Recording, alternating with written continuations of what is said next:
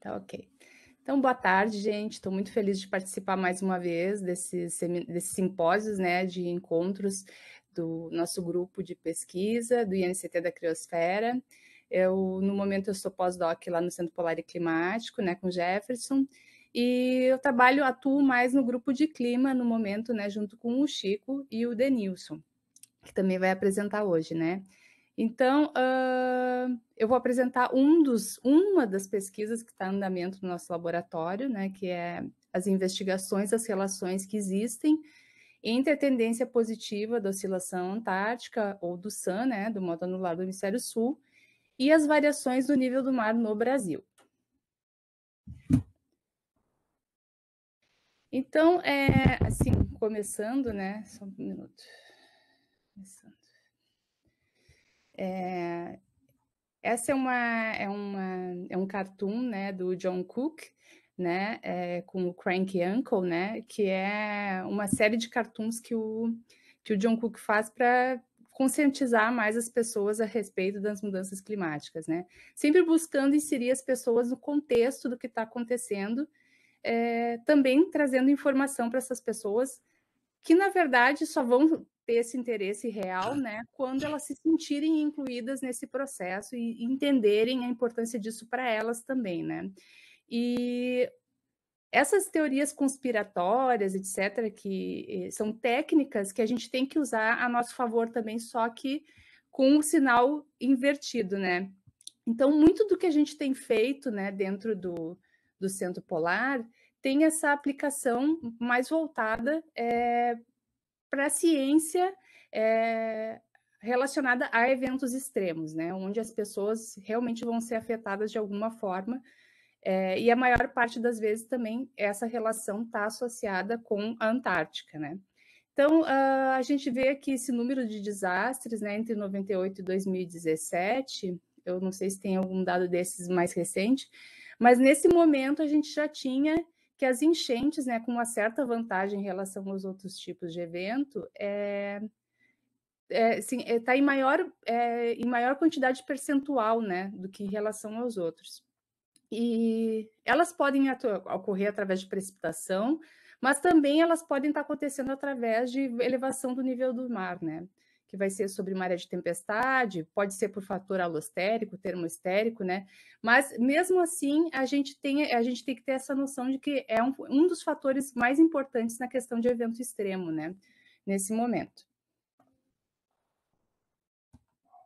Então, no Rio Grande do Sul, o CPC estudou diversos eventos extremos no ano de 2016, que é o mais quente dos registros históricos. E esse nosso estudo de 2020 encontrou uma influência, né, das anomalias na circulação atmosférica antártica, com 2 ciclones explosivos simultâneos na primavera de 2016, que também é lembrada, né, pelo então recorde na velocidade de redução do gelo marinho, o padrão de onda 3 bastante marcado e o intenso SAN negativo que teve nessa primavera em específico.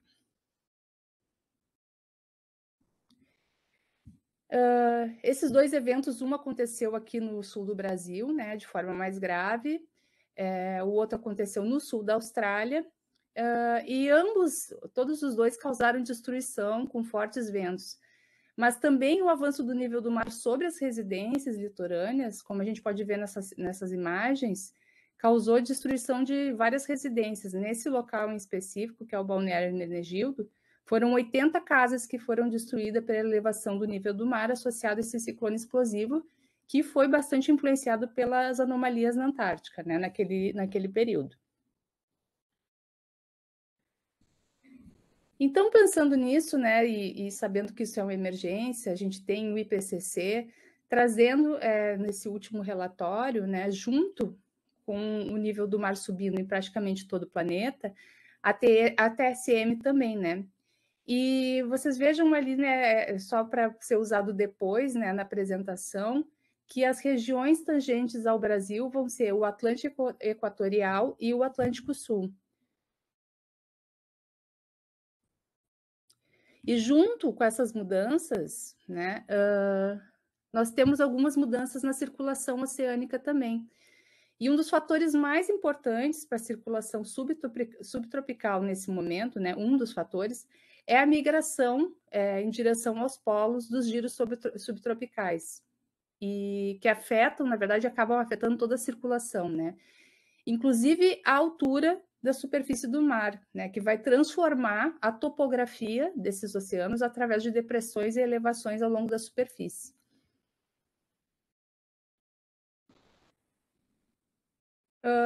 Essas interações, né, elas também acabam conectando, né, com a circulação atmosférica. Claro, porque a célula de Hadley, né, está se expandindo e boa parte vai ser em função da própria tendência ao SAM positivo. Esses autores aqui, né, o Moon e Ha, descrevem que os fatores dominantes que afetam a mudança na latitude onde se localiza a borda em direção ao polo da circulação de Hadley se deve à estabilidade estática subtropical e à altura da sua tropopausa. E sem esquecer também a influência do modo anular no transporte de Ekman, né, e nos locais onde ocorre a subsidência e elevação do nível do mar.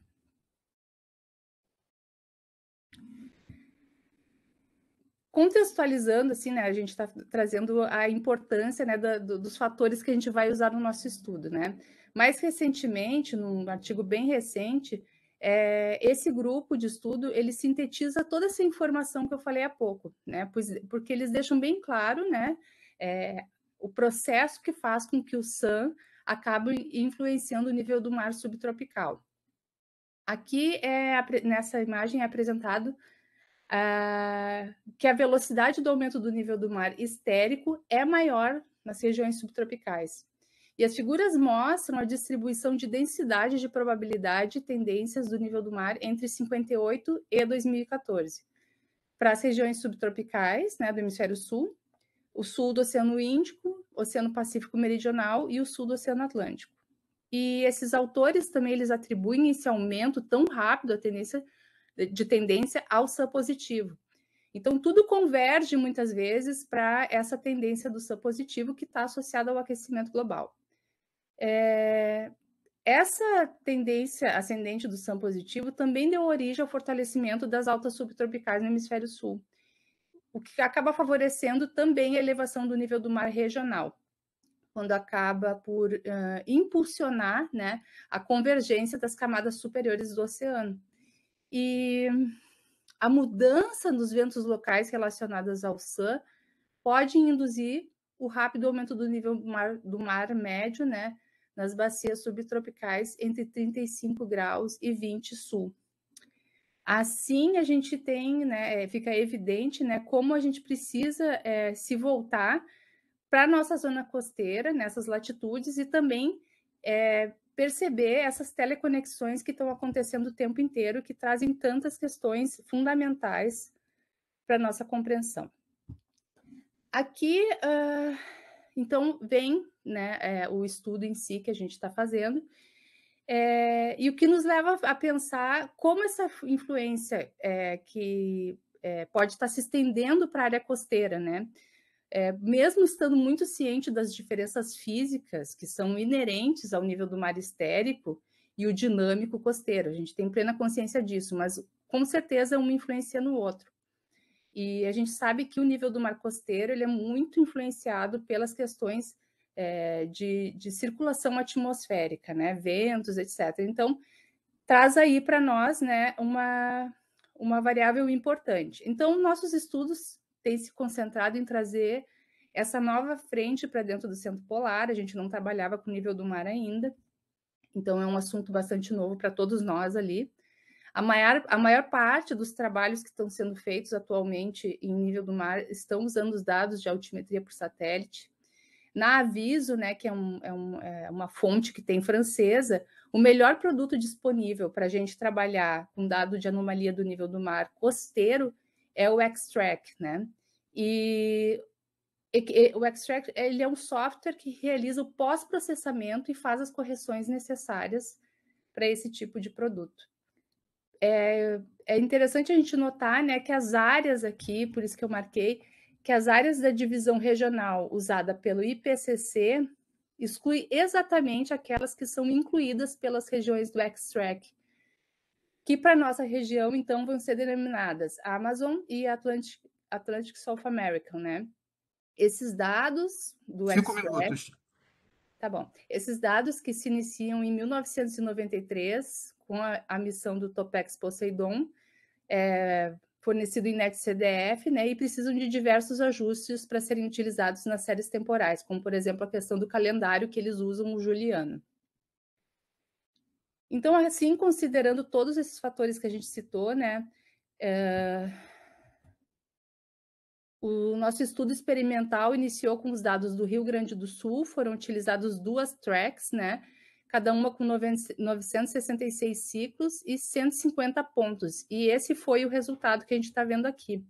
E é notável, né, que até 2005 as anomalias eram geralmente negativas. E a partir de 2010 a gente tem a elevação do nível do mar costeiro no Rio Grande do Sul.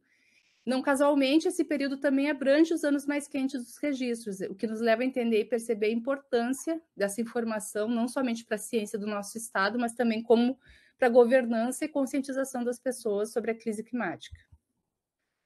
Aqui os mapas que a gente gerou, né, para observar os campos de vento e de pressão, né, a gente comparou o período anterior com o período posterior, então a gente vê essa alta fortalecida, né, pela baroclinia e a expansão da célula de Hadley nos campos de fluxo, né, de vento meridional. Então, a gente tem a inversão desses fluxos, né, a intensificação desses fluxos e inversão desses fluxos, trazendo ainda mais contraste para a área de estudo.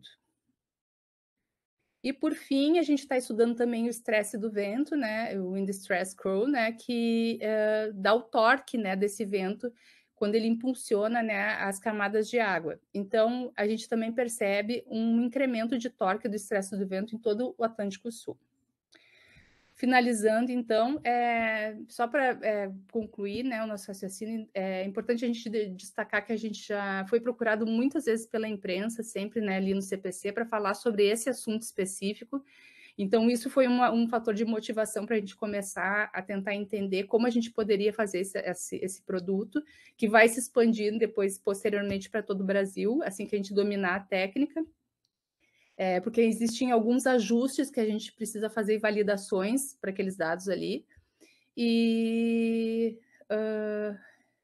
essas reportagens que eu coloquei, assim, é só algumas daquelas que a gente sempre está tendo que falar sobre essas questões de eventos extremos, porque é algo que desperta o interesse das pessoas e elas realmente acabam despertando de verdade para a mudança climática quando elas entendem a gravidade do que está por vir aí, né? Então, agradeço demais. Muito obrigada a todos.